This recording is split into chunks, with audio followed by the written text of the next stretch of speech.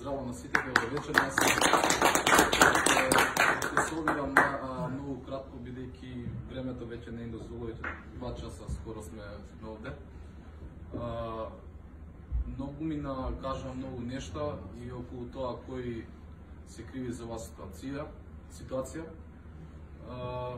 Знаеме ние, тоа општо познато дека СДС ДПМН и ДУИ со нивните привезоци доведа до оваа ситуација, меѓутоа мора да ги посочиме веќе лицата предводници на тоа, на тие години, тие партии.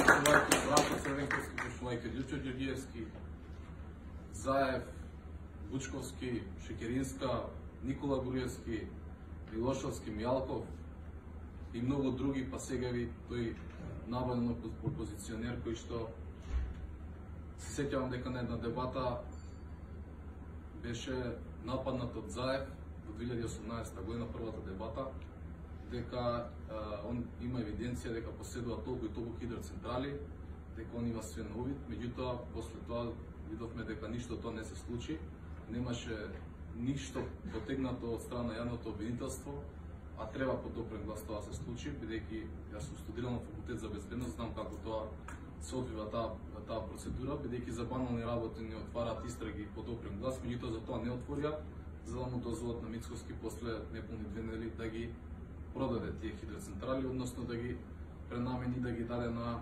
друг човек, на кој и каков начин. Тоа веќе е дека се позанимаваат органите на прогонот, да видиме како човек со професорска плата успел да има неколку хидроцентрали. А исто така должи господин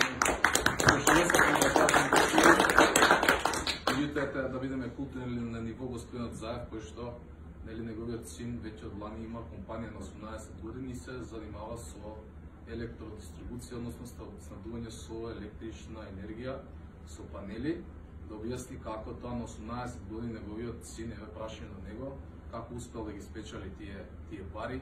Еве нека покаже, може за помладата генерација. Јас сум 25 години, јас работам со странски компании во областа на IT секторот и јас не направив кузне колку нешто посебно на моите 25 години, гледам некој на 18 има нешто тако, па ако може бар ако е легално и честно, бар дека ни пренесе како тоа се успеа на тие години да бидат толку богати и успешни.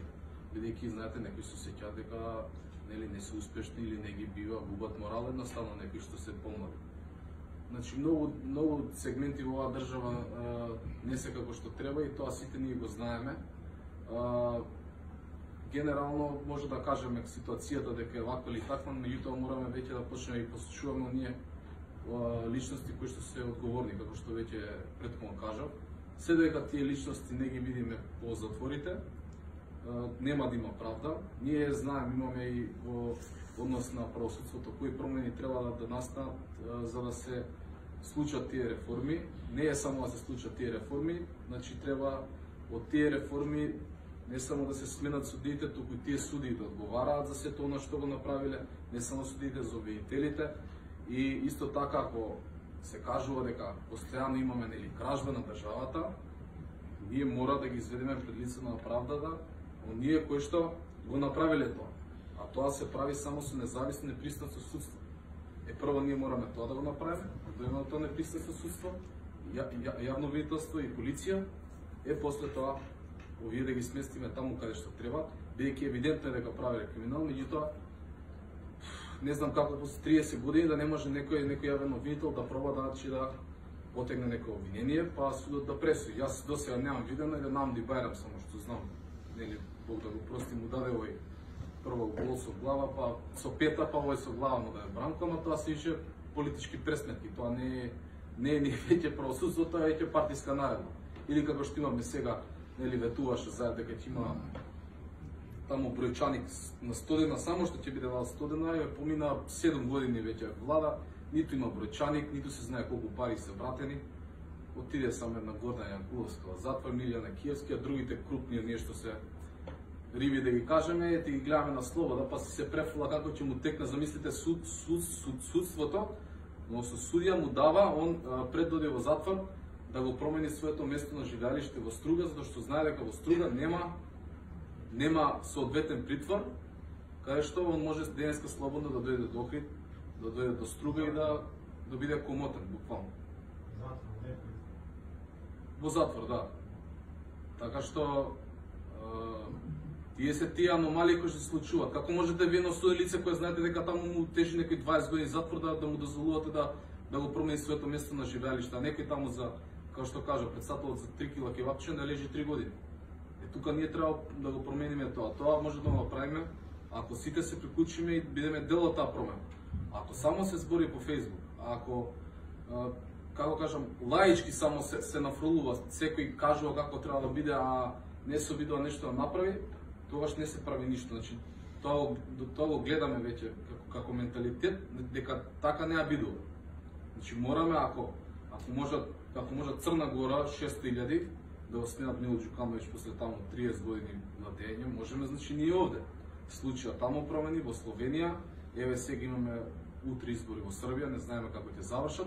Значи, ние имаме до година и конечно после 30 години, 32 години, ја мислам дека со оглед на оние анкетирани анкети кои што се спроведува дека 60% од граѓаните се незадоволни, не би гласале за ние на политичка структура да вие, ние, значи, тука треба да направиме една квалитетна кампања, квалитетна програма, нема да еве само да критикуваме, туку и ќе ги понудиме решенијата. Секој во на област кој што се разбира, треба да се понуди нормално решенија и решенијата да бидат реално остварливи, а не да се ветуваат брда и долини, како што некои политички партии тоа го прават до сега. За жал гледам дека голем дел од партиите, особено од СДСМ и ДПМН, веќе гледам дека користат некои наши идеи и програми во однос на, еве да речеме, на PayPal. Ние во Македонија се уште немаме PayPal, ние тоа го кажавме уште пред чинам 4 месеци, за да го слушнам завчера Сабајле во студио 10 на телевизија 24, беше председателот на УМС на ДПМН и председателот на СДСМ. И да кажа он како ќе воведел PayPal и се до тоа, а до претходно ги немаш и сега кажал како PayPal. Он ќе воведел. Они биле 11 години, ако сакале, може да го воведат PayPal. Овие се сега 7, може и истото да го направат. Значи, јас мислам дека оваа ситуација кај што се е толку провидно, се буквално, како да кажам, мало дете може да разбере што се случува. Сега ни е шансата да направиме промената. Ама тоа ќе го направиме само ако останеме достојни на идејата која што водиме и буквално ако ја добиеме довербата, а јас верувам дека ќе ја добиеме и јас кажувам дека демократи ќе бидат во парламентот на Македонија, во идниот парламентарен состав,